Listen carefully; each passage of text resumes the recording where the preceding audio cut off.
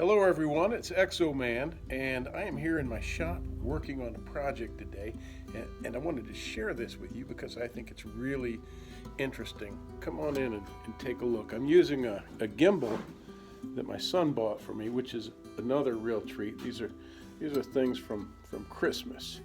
And what I have here is a gas lantern, and this is something that my wife got as a gift for me for Christmas. It's a copper gas lantern, real propane or natural gas that's fitted for natural gas, but I have another fitting that's going to go in here for propane. So it is a really nice fixture. I'd like a larger one, but this is a really nice one. This is a nice starter unit. But the reason I would like a larger one is because you can get the auto igniter with that to turn it on with a switch or a timer. And we'll get to that one day. But for now, man, this is just terrific. And I want to show you, just in case there's some of you out there that are researching this and have questions, I want to show you some mounting issues that, naturally you're going to have to get, to work things out and get your fixture mounted just right if you're doing it yourself. So let me let's take a look at what I'm talking about. Let me go over a couple of things. Okay, so let's take a look at what I've got here. Now this is the hardware, the mounting hardware that has come with the lantern. Now this threaded shaft is quite a bit too long for my purposes. Here's the reason why. Let me show you what I got. I want to flush mount this, and this is kind of different than what I'm usually working with, because I'm usually installing electrical fixtures, in my properties. But so this typical, like a post lamp, you run the rod through there. Oh, I don't want to break it already. And then you put the cap on the other side. I'll show you that. Okay. You see that? And there's your mount. You're mounted because this is already secured to in my case, a post. Well, my problem is this is too long. So I'm going to go ahead and cut that down. And here's what I want to accomplish. I want to get all of this inside of here. You see? This too. This is a box that I bought for this because it's low profile. And again, my idea is to put all of this inside of this box and just be totally flush mounted. Why not?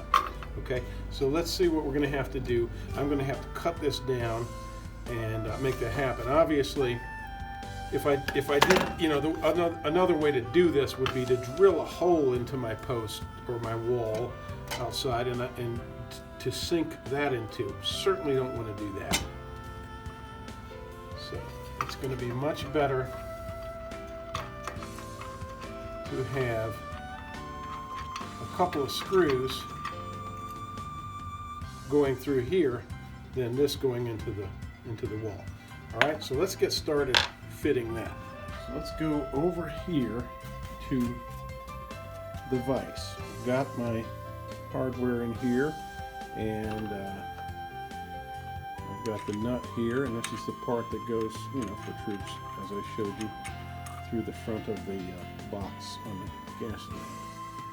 And I'm just going to cut this excess off now with my hacksaw instead of breaking out my grinder and making too much of a mess. I'm going to just cut this off real quick with the saw.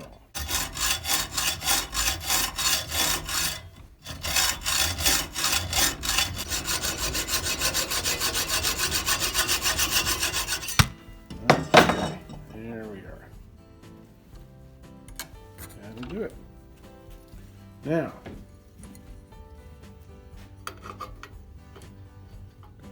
through there. We've got enough to put the nut on. Now we will secure this to the plate. Okay, now when I mount this on my post, I'm going to put this at like a 45-degree angle. In other words, I'm not going to put it straight across like that because of these large welded edges of the mount here.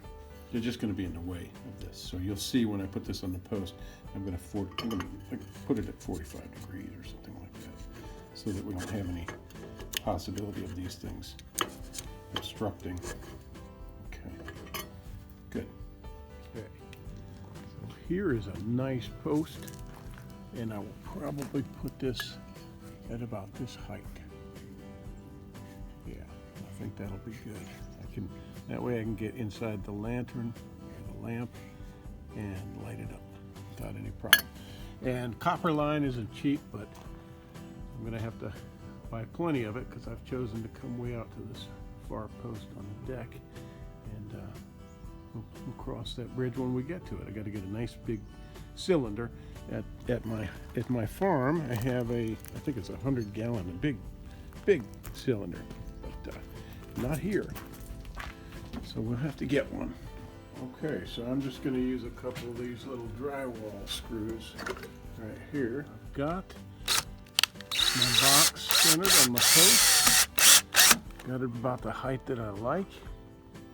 And it is time to put the lamp on. Okay.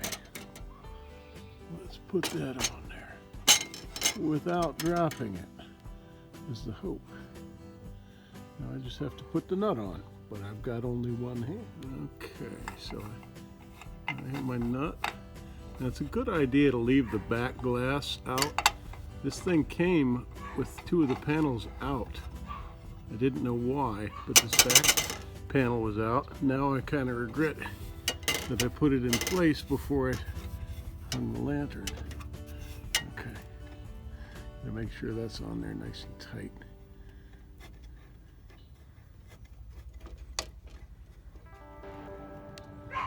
Oh yeah, that is a handsome fixture. Look at that. That is just wonderful. Now what I'll do is run the gas line on coming down, let's see, coming down up under here. I'll have to do another video on that.